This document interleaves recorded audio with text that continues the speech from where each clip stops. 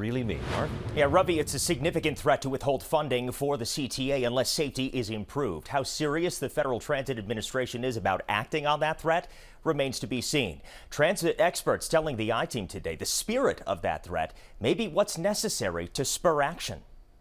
The Federal Transit Administration reacting directly to a brutal attack on an unsuspecting woman riding the Blue Line last month. She was set on fire and is still recovering from severe burns. The man charged in that attack had a lengthy criminal history. This comes after just over a year ago when 4 sleeping passengers were killed on the Blue Line in a mass shooting Labor Day morning. We do have to look at what the security apparatus looks like for public transportation. These examples all from the past year and a half of bullet holes in CTA bus windows, people standing with long guns on public transportation, and weapons recovered, all submitted to lawmakers in Springfield as they looked into safety and security concerns on the CTA earlier this year. For the last year, we've been working around the clock to address the safety concerns. State Rep Marty Moylan telling the I-Team lawmakers made tackling crime on public transportation like the CTA a central piece of the transit funding bill passed earlier this year. The law creating a, quote, sworn law enforcement officer crime prevention program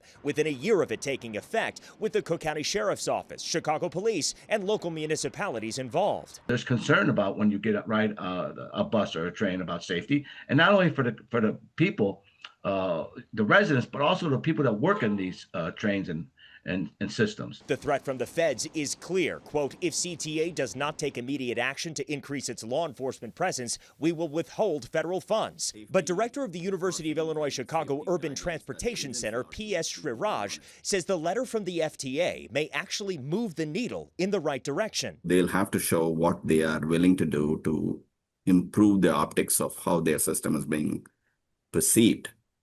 And at some level, this might be a good thing. Shriraj says he believes the solution is a combination of action from law enforcement, city and county stakeholders, and messaging. That's the only way transit can hope to get its ridership back.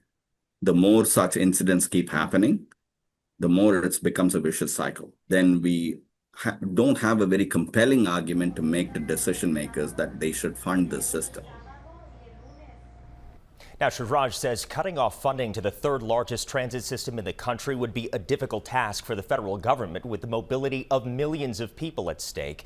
The Cook County Sheriff's Office telling the I-Team under the newly passed transit bill, they look forward to accepting the challenge of creating recommendations for this future security plan.